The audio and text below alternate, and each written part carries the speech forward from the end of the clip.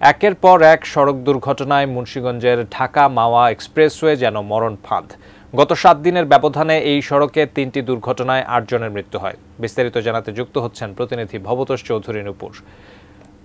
নূপুর, একই সড়কে এত দুর্ঘটনা কেন এবং এই দুর্ঘটনা রোধে সংশ্লিষ্ট কর্তৃপক্ষ কি পদক্ষেপ নিয়েছে, আপনি কি দেখতে পাচ্ছেন?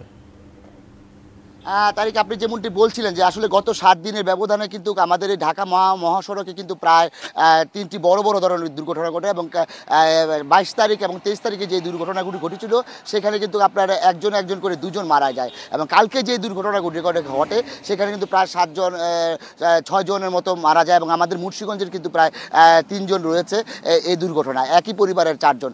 আসলে এখানে আমরা যতটুকু দেখেছি যে এখানে যানবাহনগুলো কিন্তু আপনার মানে নিয়ম ছাড়াই কিন্তু চলাচল করে, মানে অনেক গতি। এখানে আমি দেখেছি মহাসড়কে 80 কিলোমিটার বেগে গাড়ি চলাচলের কথা থাকলেও কিন্তু এখানে কিন্তু যানবাহনগুলি চলতেছে প্রায় 100 কিলোমিটার বেগে বা 120 কিলোমিটার বেগে যানবাহন চলাচল করতেছে।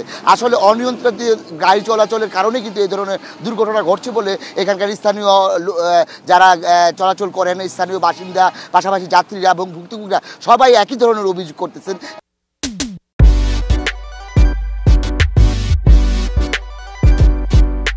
এবং আমরা যে প্রশাসনের সাথে কথা বলেছিলাম তারা যেমনটি বলেছিলেন যে আসলে এখানে কিন্তু তারা সব ধরনের ব্যবস্থা রেখেছেন, স্পিড গান রয়েছেন এবং তারা প্রতিনিয়তই টহল দিচ্ছেন। আমি এখানে যে কর্তৃপক্ষ রয়েছে তাদের সাথে কথা বলেছিলাম, তারা বলেছেন যে আসলে গত 1 মাসে তারা প্রায় 400-র উপরে এই গতি বাড়ার কারণে, মানে গতি বেশি থাকার কারণে কিন্তু যানবাহনের আপনার মামলা করেছে এবং গত 1 বছরে কিন্তু এই মহাসড়কে প্রায় 40টির মতো সড়ক দুর্ঘটনা, 40টি আর 43টির মতো সড়ক দুর্ঘটনা ঘটে, যেখানে কিন্তু প্রায় 30 জনের উপরে মানুষ মারা যায়। আসলে অনিয়ন্ত্রিত গাড়ি চলাচল এবং এখানে যে যানবাহনগুলো আছে সেগুলোর একটা প্রতিযোগিতা রয়েছে, এক গাড়িকে আরেক গাড়ি ক্রস করে যাবে এরকম একটি প্রতিযোগিতা। পাশাপাশি এখানে যারা অভিযোগ করেছেন তারা বলেছেন যে অনেক ড্রাইভার আছে নেশাগ্রস্ত ড্রাইভার, অনেকে রাত্রে গাড়িতে ঘুমিয়ে পড়ে। আসলে বিভিন্ন কারণে কিন্তু এই ধরনের অনিয়ন্ত্রিত এবং অদক্ষ ড্রাইভারের কারণে কিন্তু এই ধরনের দুর্ঘটনাগুলি ঘটছে বলে কিন্তু এখানকার মানুষরা অভিযোগ করেছেন এবং প্রশাসনও কিন্তু একই কথা বলছেন।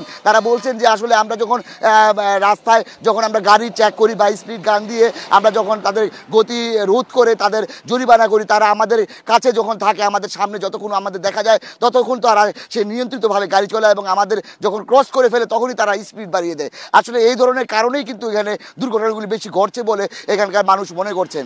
আসলে সর্বোপরি আমাদের এই মহাসড়কটি একটি মৃত্যুপুরীতে পরিণত হয়েছে।